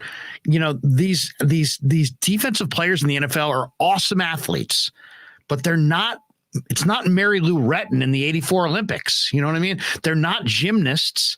And a lot of these guys go 240, 250, 260. And the expectation of athleticism is way too high. The only way to play football is to play fast, and especially on defense. And so you have to be fast and in the neighborhood. But they in this particular play, Ward hit Herbert. Herbert's angle changed. It ran him right into the helmet of Greenlaw. There was no time to react. Greenlaw was playing fast around the quarterback, exactly how you coach it up. And that was like almost like a friendly fire situation. I thought the ejection there was reading intent into, where there really was none. I was disgusted by that. And I think that if that's what the future is of penalties in the NFL, defense has become just the thankless job of all time. These guys are great athletes, but they don't have body control that's at the level where Greenlaw could not avoid that hit on Herbert after Ward made the initial hit. Yeah, I think the biggest problem is that it's gone so far to the point where you're devaluing what the defense brings to your product as well. Like, yeah, we can agree the casual fan wants to probably see high scoring offenses and quarterbacks and throwing touchdowns 40 yards downfield. Like, I can appreciate and understand that, and it is a business at the end of the day. But at a certain point, if the defense isn't able to do their jobs, you end up getting into a situation where it's basically you're turning into flag football with pads, right? And I don't know about you. I can only speak for myself. I love watching defense. I love watching those, clean, hard hits. Like, I obviously don't want to see guys going helmet to helmet and having, stuff that's brutal. But when it's clean and it's executed properly, like that to me is part of what makes football such an enjoyable product. And it feels like taking that out of the game is ruining the overall product, even if it's protecting the quarterbacks. And I think the biggest issue with that specific play with Greenlaw is that, to me, the biggest issue is that once a quarterback crosses the line of scrimmage, all rules protecting them, all the special privilege they get, everything that they have been building these rules around for years should go out the window. If you decide to not throw the ball away and you decide to leave the pocket and get to the second level, you should be treated the same way that a running back would, that a tight end would, that a receiver would. And that's something that I think is the biggest issue right now, is that they still get that special treatment. And then even beyond that, had Herbert slid feet first, I don't think that hit ever even comes close to happening. Rather than diving forward with his head, you put Greenlaw in a position where he's having to literally defy the laws of physics to not lay the hit that he did. Because if I remember correctly, Herbert got contacted by another defender, which kind of changed the angle on the hit that Greenlaw was going to put on him. It looked like if Herbert stayed in a straight line, that the hit that Greenlaw put on him wouldn't have been as egregious as it ended up looking. So I think it's just something where there needs to be some culpability for quarterbacks. I think it's the same thing, honestly, Larry, with like underthrown balls where DPI gets called. Quarterbacks should stop getting bailed out for bad decisions they make. If they throw a ball and it gets underthrown and a receiver comes back through the ball and a defender that's doing all they can do, I hate seeing DPI thrown for that. If a quarterback makes the decision to try to pick up 5 or 6 yards, they don't give themselves up and they get hit, that should be the punishment for them leaving the pocket and making that decision. And then, there's levels to it. Like, I don't know if you saw the Monday night game, how the Commanders won. Like, that hit that Graham put on Heineke clearly gave himself up. He clearly was going to take the sack and they were going to punt the football and let the defense close it out. And Brandon Graham came in and leveled him after he had already given himself up. Something like that, okay, I can appreciate that. There's no place for that. It was clear the guy had given himself up, and there was ample time to not only react and not hit him, but not even come close to touching him. So in those instances, I get it. There was no flag. There was a flag, sorry, but I don't believe there was an ejection on that play. Not that it would have mattered. The game was over. But it just seems like there's not really a lot of consistency with the way that it's being called. And to me, Larry, the biggest thing that was concerning was I could understand the penalty, especially when you see that in a bang-bang play and you hear the helmet-to-helmet contact, you're on the field, and it happens so quickly. All right, give them the 15 yards. I get it. The fact that it went to replay review in the league office and they took time deliberating on it and came away with the best possible outcome being an ejection, which typically indicates that there was intent, is what's most concerning, because I don't see how anybody could have watched that and came away feeling like Greenlaw intended to do bodily harm to Justin Herbert, given all the things that had happened. So I think it's a broken system that has gone far too tilted one way in protecting quarterbacks. And as a result, just like you said, like, it's going to be the ultimate thankless job. Why would anybody grow up wanting to be a linebacker or a defensive back? You can't hit players. You're going to get flagged for DPI all the time. Like, why would anybody want to play those positions? You're going to start – it may not seem like a big issue now, and maybe I'm just overreacting, Larry, but to me, that's where you create a situation where 10, 15 years down the line, your product is going to be worse because all of these great athletes who are filling those positions now, why should a 5-star athlete coming out of high school want to play cornerback or play safety or play one of these positions if at that level they're not going to be treated in a way that allows them to play the game the right way? And I think that's the most concerning thing, is that their efforts to make a better product are hurting their product in the long run, I feel like. Well, and also it's if you're like a scout and you're looking for, violent, fast defensive players, now, since they're officiating the contact, Do you really want violent, fast defensive players? Yeah, they separate guys from the football, but they're also going to draw an inordinate number of penalties because they're violent and they're fast, and the contact's going to be significant. And it's going to, it's I don't know. It's gone. Well, you said it best. It has gone too far to favor the quarterback. And how about this one? We're going to see some quarterback in the next year or two get loose in the open field, slide down, and some defensive players going to blow out his ACL trying not to hit that player. And he's going to do something that's not natural to try to hold up at the last second. He's going to blow out an ACL, and the league is going to be blamed for that ACL because we're asking defenders to be supermen and they're not. Dre Greenlaw, by the way, is not expected to be suspended for his helmet to helmet hit on Justin Herbert. Helmet to helmet mandated the penalty. The ejection was excessive. Calba donates $10. He says, "Did you understand what Terry McAuley was saying regarding Samuel Womack downing the ball at the 1? He tweeted it should have been a touchback despite Womack taking the ball into the end zone after the whistle. I'm confused." First of all, it's an awesome special team play, and Womack's made this exact play 2 times in the last 3 weeks, I believe. I love Womack, and I went into the locker room afterwards and I talked to him about it, and he's just such an awesome kid, man. That was a phenomenal pick, another 5th round pick, I believe, was Samuel Womack. I didn't see what McAuley said. What did you think of the Womack thing? I mean, they have to. It's a weird thing, right? Because if the ball crosses the plane when the running back has it as a runner, the plane above the line, it's a touchdown. Judgment call, but it's a touchdown.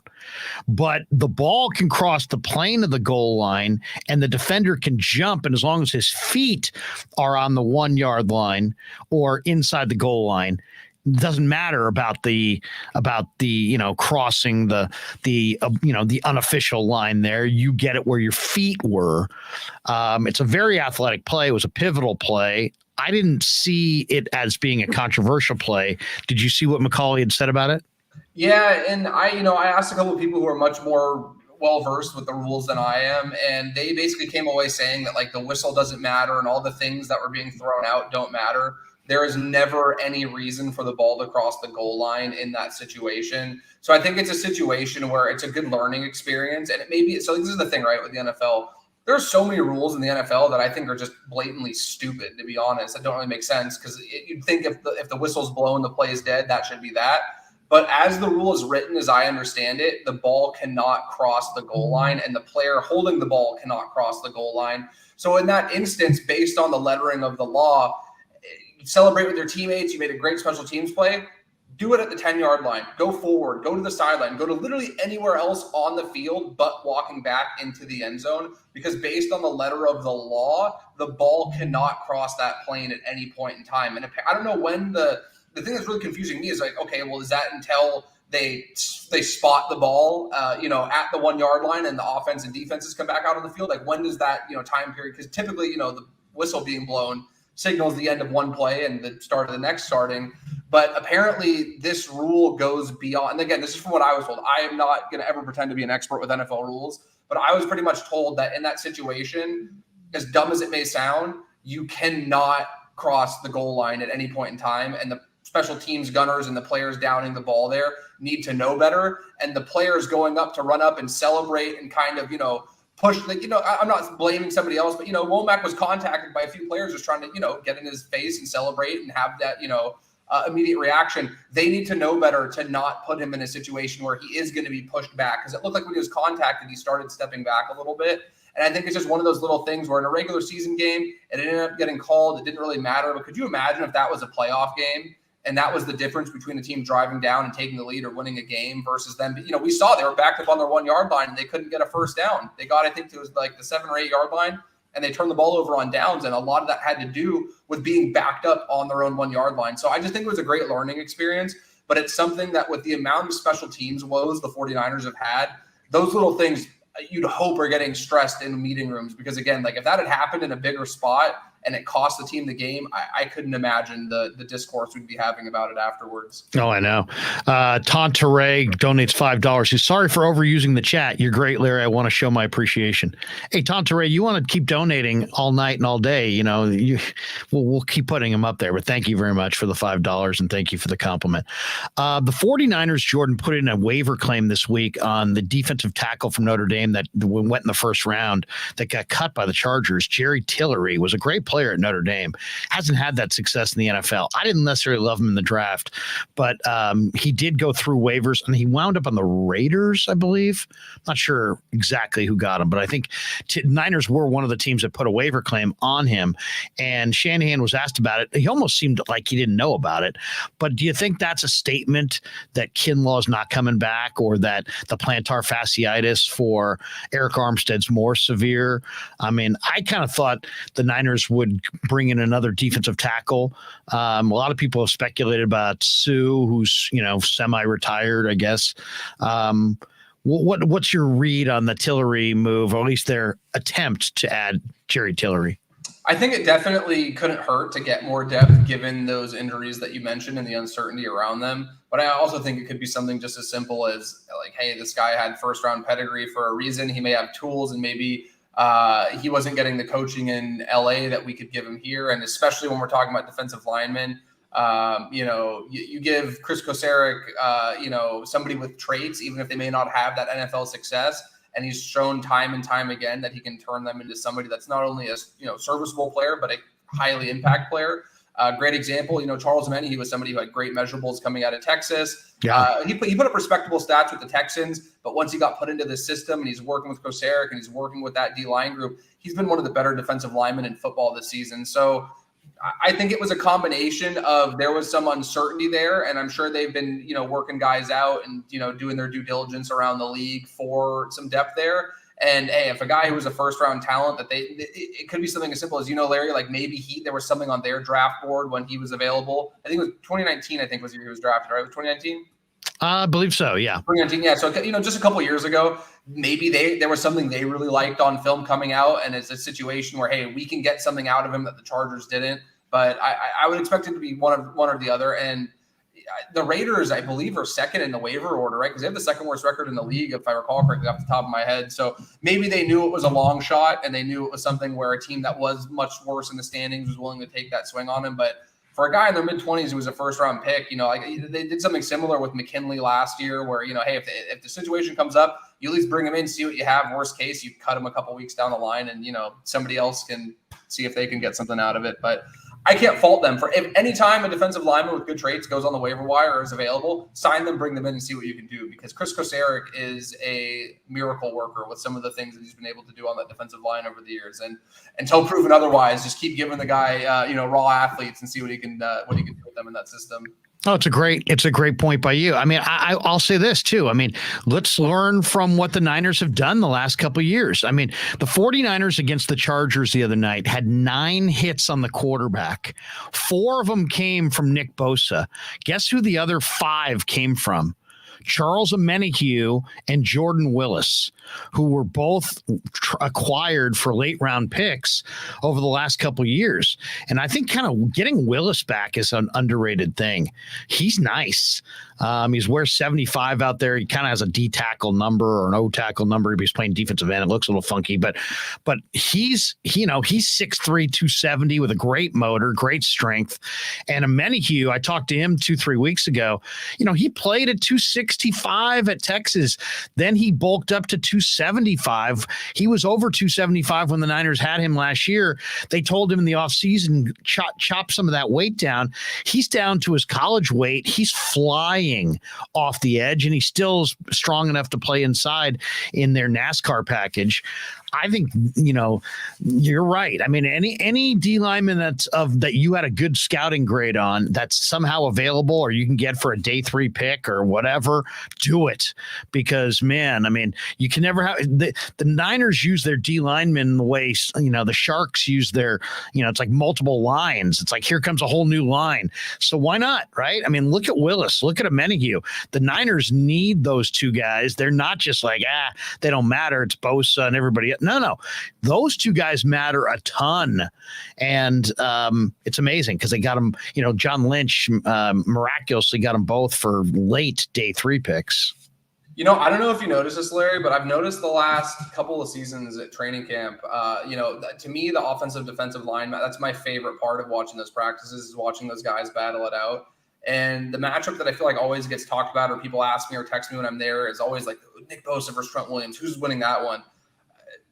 Trent Williams probably wins 85% of those, if not more, it feels like. But the guy that repeatedly, in my eyes, has given Trent Williams the most problems on that team in those practices is Jordan Willis. It happened last year. It happened again this year. I don't know what it is, if it's maybe just like a matchup thing, a kind of, styles make fights things. But I remember last year, because he had a great athletic profile coming out of Kansas State. He did some good things. Yeah, he ran 4.53 at 270. Yeah, he's got that natural bend off the edge. I think he's definitely somebody that, profiles great into that pass rushing specialist role. But if you're able to give a guy like Trent Williams problems like that, you're going to be able to give the majority of tackles in the league problems. And he's come a long way, I feel like, in the run game, too. He had a great rep. I think it was that right tackle, Sorrell, who was making his first start in the NFL, where he just tossed him aside. He hit him on the inside of his shoulder and tossed him aside and then wrapped up. I forget if it was Eckler or if it was Spiller, but made a great play on the edge where he stuffed him for a yard loss in the backfield. And he gets really low. He's one of those guys where if he gets really low in his stance when he's, getting down before the snap. And I just think he has this innate, ability to really keep that low leverage and drive into these offensive linemen, because there's a lot of these reps I'm watching where he's just winning with raw power, like that fourth down that the Chargers had, the 4th and 2, I think it was, on their second last possession. Bosa had this great inside spin move. It was textbook.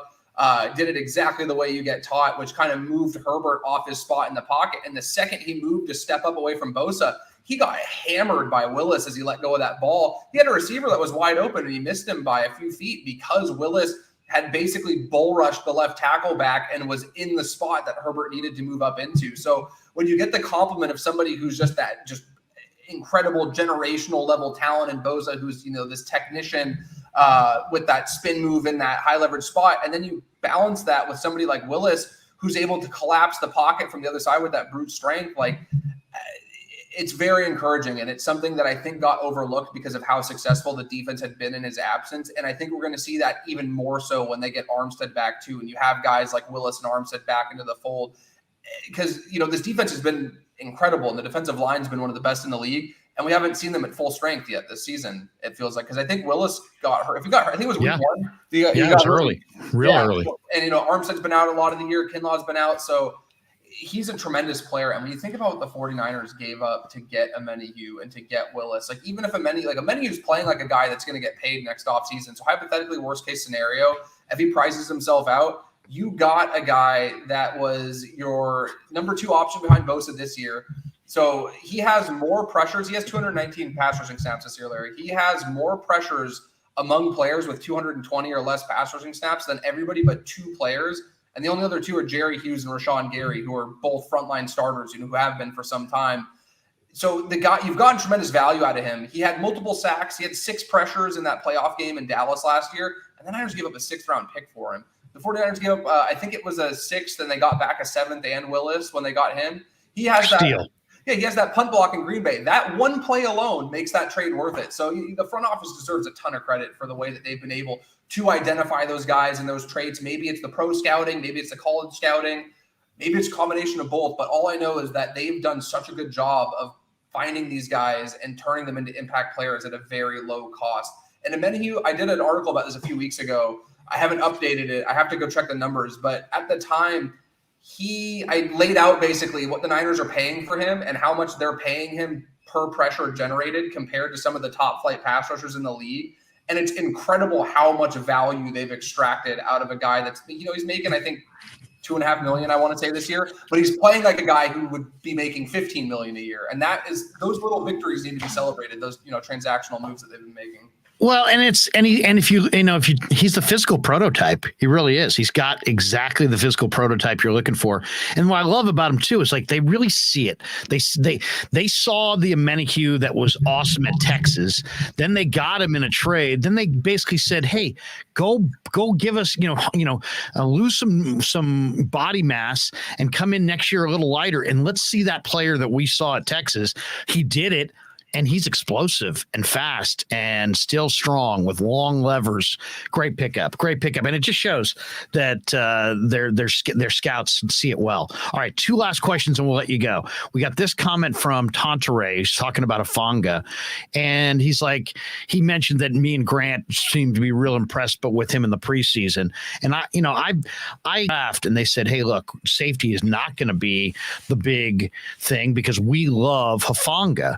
And so I'm like, okay, well, the book on Hufanga is that he's a special teamer and that he can't play coverage down the field. Well, then he just kept getting better and better and better and better. And he's playing an instinctive position.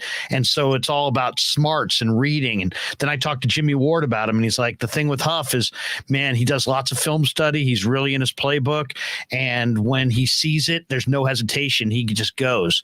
And the Niners love the cover 3 and he's creeping up in the box as a run defender in that cover 3. And he's attacking the running back quarterback mesh point and he's detonating and making big plays.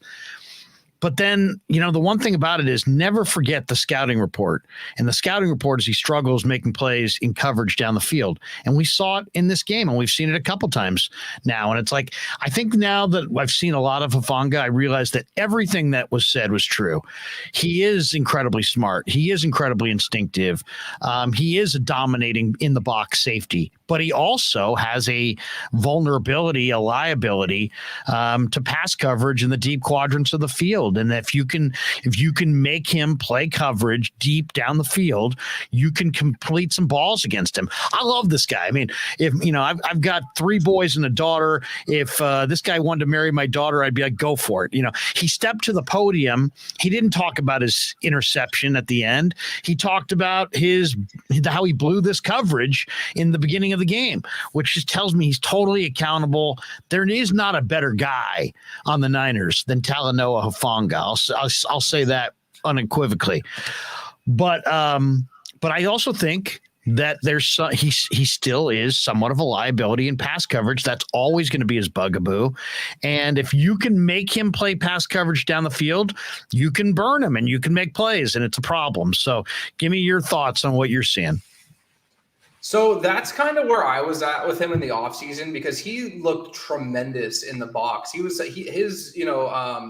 I know you've done stuff with Vish in the past. Vish is somebody who I have tremendous respect with. Vish worded it perfectly. He said, I think that Hufanga he might have the quickest trigger in the run game right now of anybody in the NFL. And that's very high praise. He sees it. Yeah. He has that. And I can't, stress enough that those instincts are always going to be more important than whatever testing numbers you see. I don't care if you run a 4.3 if you're not taking the proper angle to the ball, right? So I felt like Hufanga was somebody that coming out, I remember watching, the combine. I looked at all the combine numbers and all that stuff, and then I watched his tape at USC, and I'm like, this guy doesn't play like somebody who runs. He looks much quicker than what these numbers would indicate in his lateral ability.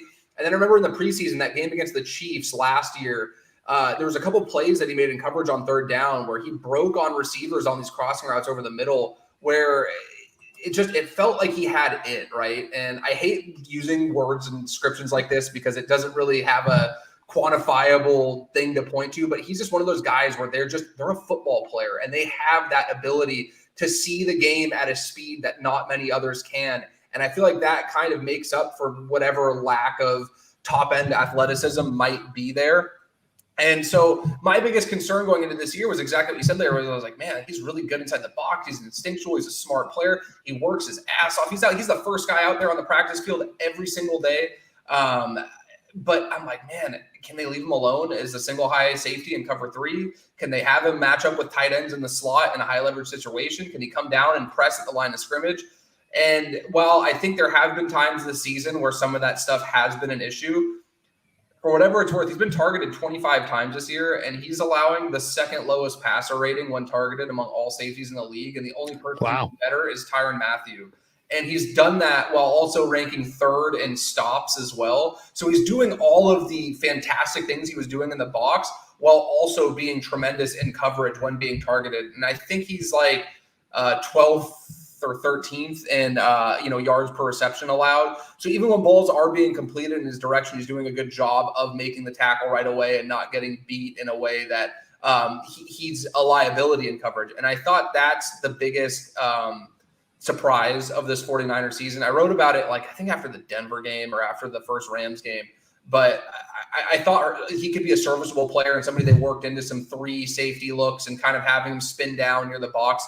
He's been arguably one of the better strong safeties in football this year. And I think that jump that he made from somebody where you had those concerns about the coverage ability being a big problem to now it's they're there, but teams haven't really been able to exploit it in a way that's cost the 49ers is just so valuable. And they have him for 2 more seasons at an extremely affordable rate too. And that is something that can never be, appreciated enough when you have to start paying guys like Nick Bosa, when you're going to have to re-up a guy like Jimmy Ward possibly going forward or Emmanuel Mosley. So kudos to him for working the way he did to, because that stuff doesn't just come naturally. You're going to have to put the time in the film room, but the way that the 49ers are able to get these guys in the late rounds is incredible. When you start looking around and you have a Womack, you have a Greenlaw, you have a Hufanga, these are all day 3 guys starting for defenses in the NFL. Oh, it's amazing. And there is no better guy. I asked him for an interview the other day and he's like, hey man, I'm about ready to take a shower. I'm like, yeah, no sweat. If we catch you, today, great. If not, no problem. So now I'm doing an interview with Ridgeway and he comes out of the shower, he puts on his clothes and I'm finishing up with Ridgeway and I got a tap on the shoulder. Hey man, I'm ready if you want to talk. It's like, dude, this is like one of the hottest names in football right now. Well, he doesn't need me. There's a million people who want to talk to him, but that's what we're talking about. This guy's unbelievable. He's so accountable. All right, last one before we get your prediction. Stay with Juwan Jennings or, Jay Glazer says the Niners are in the mix for OBJ. You want to go for OBJ and add another mouth to feed at the trough, or do you stay with Juwan, who's just seemingly comes up big every time they need him? I think this is a no-lose situation for the 49ers, honestly, because if they get Odell Beckham, there's no logical argument that anybody could ever make that I would justify that adding Odell Beckham to your team would somehow make you worse. To me, it always is going to make you better. I feel like he's one of these players where it's so funny, the media and fan narratives compared to player narratives, and you hear all these things that he's like a cancer in the locker room or he's this or he's that, and then the teammates that have actually played with him and who are in the locker room say the complete opposite. And I feel like Odell Beckham is the kind of guy where he just has this weird reputation where people label him as this diva wide receiver that's not going to come in and do what he has to do. When we literally just saw him, if it's not for him, the Rams don't win the Super Bowl last season. He played a huge part in the 49ers losing the NFC Championship game, and he came in and he did a lot of those things that was asked of him, and I don't see that situation changing if he decided to come with the 49ers. So adding Odell Beckham, to me, immediately makes your football team better. And then on the flip side, if it doesn't work out or he wants a bigger role, he goes to Dallas, he goes to Kansas City or one of these other teams, you're in a great spot because you know what you have in Juwan Jennings. And we saw on Sunday night when the Niners needed those big conversions on third down, when they needed a couple extra yards after the catch to get to the sticks, he was the guy you could count on. He's somebody who plays with that, intensity. I was texting a buddy of mine and I was like, man, he has ice water in his veins. He just has this it factor. And I had an analogy. I'd be interested to hear your thoughts on this later. So what he reminds me of? Like Juwan Jennings isn't a guy that I would build my offense around, right? He's not somebody that I would build my passing attack around being the focal point, but he's somebody that when the lights are the brightest and the moments are big and, heartbeats start racing and pressure really mounts up, he's cool as the other side of the pillow, right? He is the guy that has ice water in his veins. And I kind of compared him to a basketball player. He reminded me kind of like Robert. By the way, he's a great basketball player. They have a basketball court in their locker room. Mm-hmm. I've seen this guy take about 15 shots. I don't know that I've seen him miss. Klay Thompson ought to look at Juwan Jennings. Juwan Jennings is draining threes inside the Niner locker room. All right, go ahead. So what do you think about this comparison? So I compared him kind of to Robert Horry a little bit, right? In the sense that I don't think I would ever label Ori as like the number one guy that I would want to build my team around, but it felt like on those championship teams he was a part of, when they needed a big shot in a big moment. Yeah, big shot Bob. Big shot Bob. You could count on him. And I feel like it's, you know, it may not be, and I understand that he has 7 rings and it's different, but like that was the comparison I kind of drew, where it's like, hey, I may not be, you know, signing this guy to score 30 points a game and be my number one option, but when the chips are on the table, I want Robert Ori taking that shot. And same thing with the 49ers. All due respect to Deebo Samuel, all due respect to Brandon Ayuk, I think there's a very strong case to be made at this point. When it's 3rd and 8 and you need a conversion, if I'm Jimmy Garoppolo, I'm looking Juwan Jennings' way, because he's shown, even if I have to get the ball to him short of the sticks, he has that tenacity to pick up that extra couple yards on his own.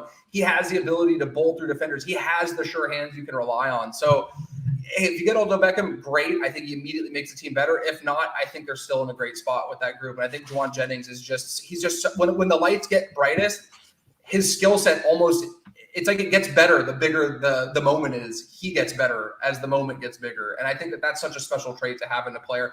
And again, another guy they got on day 3, I think he was the 7th round pick, if I remember correctly. Like, they've just done such a good job at finding value at the back end of the draft that, you know, you have all these guys that are like a Juwan Jennings that are ultimately going to be the difference in them being a contender or not. And I think that that's really special. Well, and you've had a bunch of great comments today, but I thought that one is probably the best. I mean, Juwan Jennings is a money player. You put the money on the table and he will rise to the occasion. What I love about him is that every perimeter player, whether you're a corner or a wide receiver, if you're worth your weight in anything, you're walking to the line of scrimmage saying down and distance. What's the down? What's the distance? Juwan Jennings, and there's a number of players around the NFL that you would think something as simple as down and distance, they would know. But there's guys that just don't go for the sticks, and quarterbacks who don't throw beyond the sticks, and guys who look like they have no idea what's a first down or what's not a first down, and there's no urgency. Juwan Jennings is a money player. He always knows where he sits on the field as far as the sticks, and he fights like a dog to get that first down. And I absolutely agree with you wholeheartely. If the Super Bowl is riding on a 3rd and 8, I'm going to Juwan Jennings, period. Not even thinking about it. I'm going to Juwan Jennings. This last super chat, are you sure Elijah Mitchell's not Charlie Garner? You know, that's a great call, because Garner was very similar to Elijah. Garner was a little shiftier. Elijah's maybe a little faster straight line speed, but very good comparison, G-code. All right, who wins on Sunday? And give me your wild card factor, and I'll go first if you want me to think about it. Yeah, I'll let you go so I can give a better answer. Okay, so I'm saying Niners win this one. I'm going to say 24-20. I think it's going to, all these games in the NFL are close for the most part. And I see the 49ers who go about, 22 a game. They're going to score roughly what they score. I'll give them a couple extra points. And I think it'll be more like a 24-17 game. And then maybe the Cardinals get a late field goal to make it closer. But ultimately, Niners win by 4. 24-29ers. But I'm going to say the 2 wild card factors. Marcus Golden, number 44 on defense. He plays like an all-pro every time he plays the Niners. They have to keep Marcus Golden out of the backfield, detonating the running back and sacking the quarterback. If Marcus Golden is allowed to create more negative plays for the 49er offense, it could be a long day. He's that good against them. I don't know why. I loved him at Missouri. He wasn't even the best defensive end supposedly on his Missouri team, but I forget who the other guy was. Maybe Shane Ray or something like that. And that guy's long gone. And Marcus Golden, despite multiple surgeries, is still in the league doing his thing. So block Marcus Golden on defense. He is the wild card factor. And then on offense, the wild card factor is the rookie tight end out of Colorado State, Trey McBride, who was a 2nd-round pick. Ertz is hurt. Ertz, I don't believe, is going to go in this game. Yeah, they have James Conner. Yeah, they've got D-Hop. Robbie Anderson runs blistering time. So does Rondale Moore. But Trey McBride is the guy that scares me in this game. The Niners have done a good job against tight ends for the most part, but Trey McBride has phenomenal hands. He's a great, great player. I think he's He's going to play in a Pro Bowl before his career is done. He has been very quiet thus far, but with no Ertz, they'll go to McBride. He's got good ball skills, good hands, good route runner, really dangerous receiver. So Marcus Golden, Trey McBride, those are the wild card factors, but the Niners get it 24-20. What do you got? Real quick on McBride before I forget. So I interviewed him at the Combine, and I agree with you. I think he's a phenomenal player. I think he came out of Colorado State, if I remember correctly. Yep, for Collins. Really good tape. And I remember I asked him kind of who do you model your game after? Who's somebody that you really study and you try to emulate, like for teach tape? And he immediately said George Kittle. Before I could even get finished asking him the question, he immediately responded with George Kittle. So I think that's really cool that in his first real NFL start, he's going to be going up against a guy who he's been studying and trying to, learn from. So I think that, moments like that are really cool in sports. So I think something like that's pretty interesting to keep an eye on. For me, I think the 49ers are going to win. I want to say, let's say 23-17. I think they're going to win by less than a touchdown, but it's going to be a situation where Arizona is going to need more than a field goal to tie. And I think the 49ers defensive line will do a good job of closing out the game as they've done just this past week. To me, the biggest X factors are what the 49ers can do on third down and what they can do in the red zone, because that's a situation where Arizona isn't particularly strong in either area. So the Arizona offense is 27th in third down percentage. They're only converting 34% of their third downs. And on defense, they're allowing opponents to convert 44% of the time, which is 26th in the league. So they're really towards the bottom in both of those areas. And then they're allowing opponents to score touchdowns on 67.5% of their red zone trips. That's 28th in the league. So, it sounds great on paper. If I recall correctly, Kansas City had one of the worst red zone defenses in the league, and we saw how that turned out as well. So theoretically, it sounds good for the 49ers, but they really need to take advantage of this defense that hasn't really been able to get stops on third down and hold teams to field goals in the red zone. And they just have to do a good job of getting off the field on third down and keeping Arizona to that, 30-34% rate they've been converting at, especially if Kyler goes. You can't afford to get into a situation where you're really winning on first and second down. Your coverage is great. Everything's great. And then there's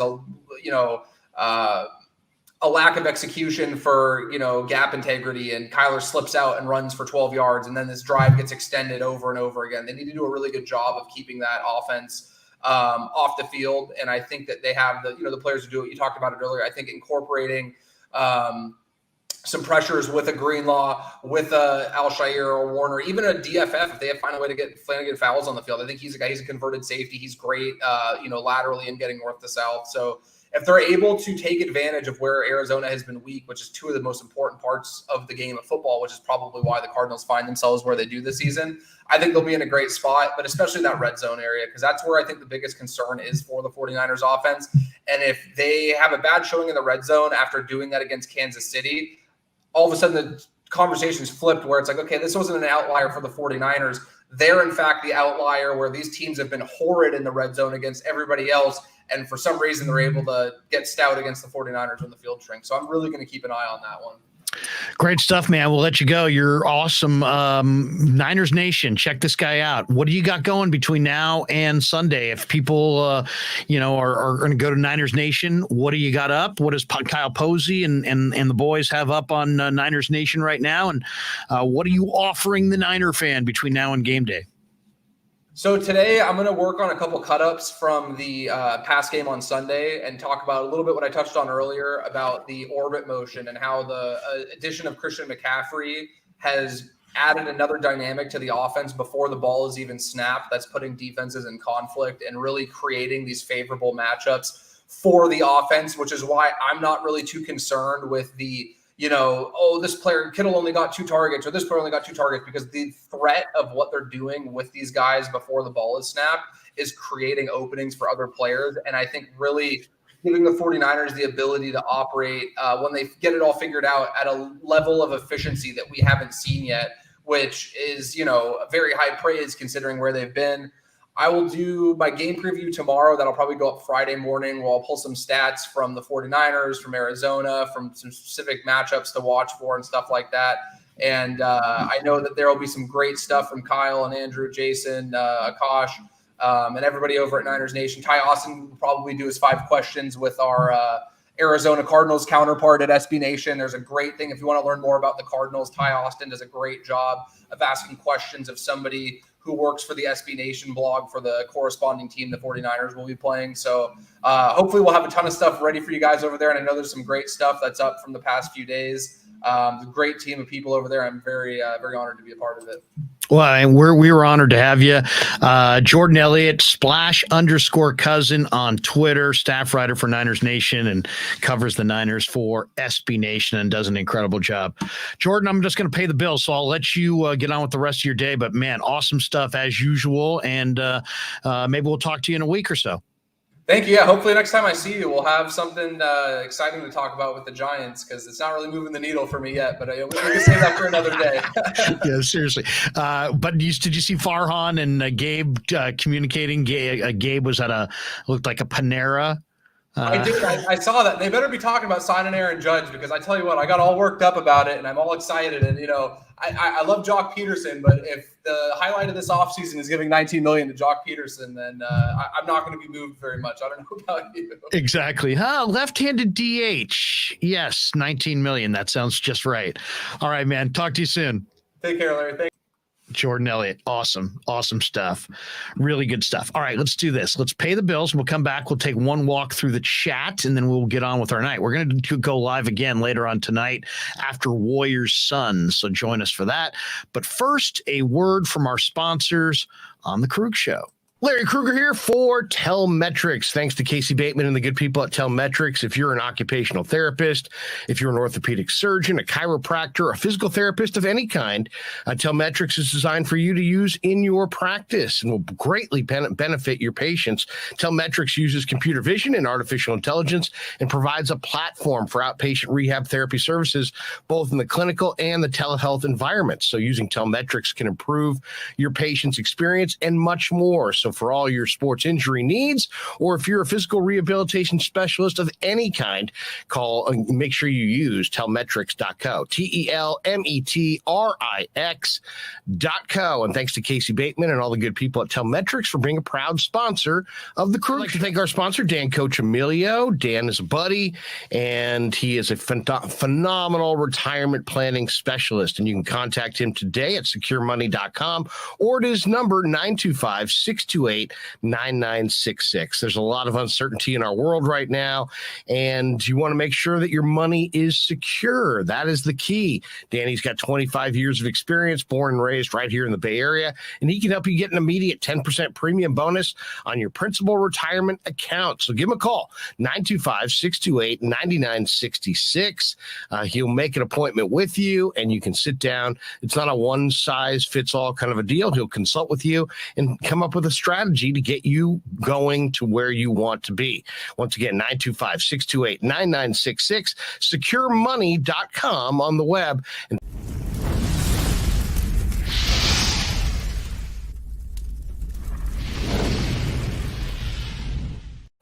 And thanks to Tony Cassera and the good people at Cassera's Italian Menswear. They are housing the Krueg Show t-shirts, and they're a proud sponsor of the show as well. The Krueg Show t-shirt, the Krueg Show podcast t-shirt is available there at their store in Dublin. Their address is 7372 San Ramon Road in Dublin, California. And go see Tony Cassera and get yourself a Krueg Show t-shirt and support the show. And special thanks to our sponsor, New York Style Italian Sausage. That's right, NewYorkStyleSausage.com is their website. Phenomenal product, whether it's the breakfast sausage, the Italian mild, the Italian spicy, the chorizo. You cannot go wrong with New York Style Italian Sausage. Once again, NewYorkStyleSausage.com. Often imitated, never equaled.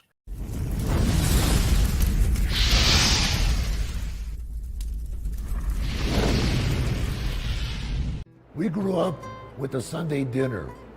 That means no matter how busy you were, no matter where the hell you were, you came to dinner on a Sunday night. Yeah, Sunday dinner without sausage, it's like a church without God. You know, how can you go to church if you don't believe in God? You know, and along with the sausage also became the discussions. That was discussion night. You know, it wasn't a typical family that you sit there and you're quiet, you know, and you don't talk with a mouthful. Oh no, man. Italians talk when they're eating. Italians even talk when they're sleeping. And definitely we talk with our hands. So if we can't express it through our mouth, through our lips, we express it with our hands. So, and that's what sausage is, really. It's an expression, you know, that life is good.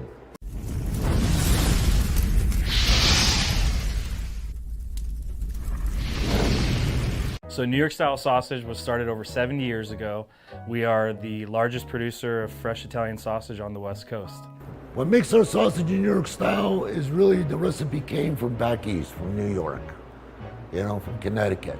If you look at all of our labels, there's maximum 4 or 5 ingredients, which we're really proud of. There's no preservatives, no MSG, fresh in, fresh out.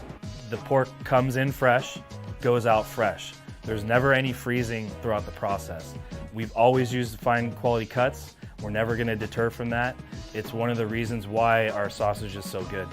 I guarantee you put our sausage up against anybody else's from a flavor standpoint, no one will beat it, hands down. Hey, do yourself a favor and do me a favor. Go buy a package of the New York style Italian sausage. Guaranteed you will love it, guaranteed.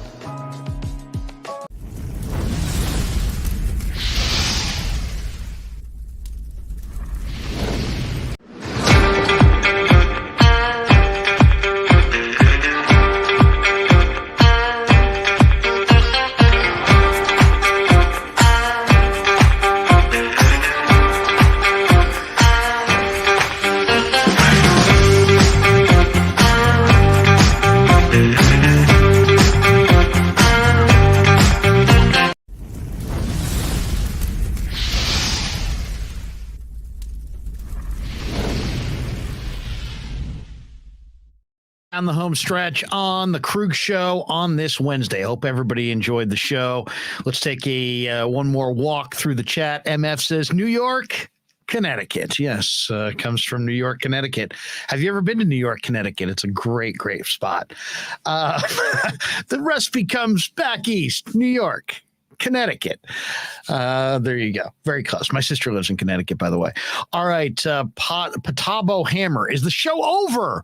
Or just a commercial break? Oh, it's just a commercial break. The show is absolutely not over until we say it's over. We're mostly done, though. We're hour and 54 minutes into our live stream. MF says, Cardinals on Hard Knocks makes the franchise seem unstable. It is unstable. I mean, I worked for that franchise in the 90s, and they were unstable then. And it was the same ownership, the Bidwell family. I mean, it's just I don't know what to say. I mean, I could go on and on and on and on for hours. There was a time where they took all of their second round picks and marked them down, and took all of their mid round picks and marked them up, and basically had the entire draft, graded in the third round. And then the GM just came in and said, I'm going to pick who I want. So that was multiple regimes ago, back when Buddy Ryan was still there. But, it is dysfunctional. And you saw D-Hop and Kyler going at each other.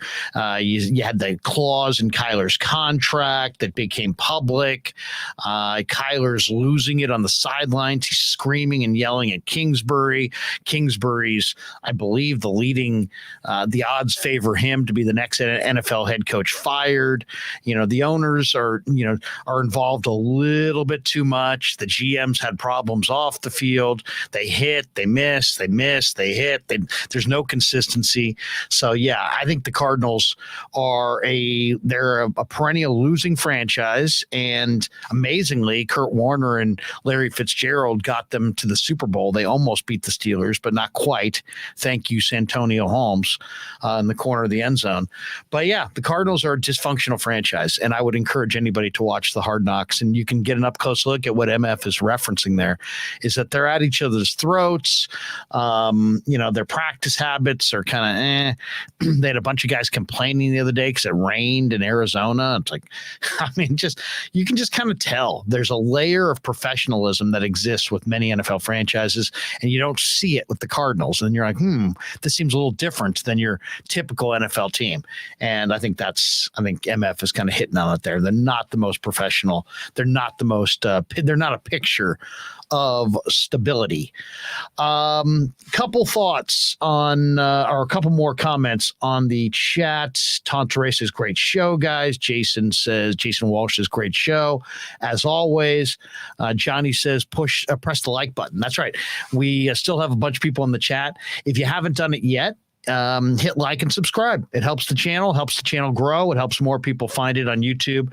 So hit like, hit subscribe. It's only $4 a month, I think, to subscribe. You get a lot of a lot of the interviews that we do in the Niner locker room. We bring some of that to the private, to the channel users that you don't get if you're not a channel member. So just hit join on YouTube if you'd like to join and support the show.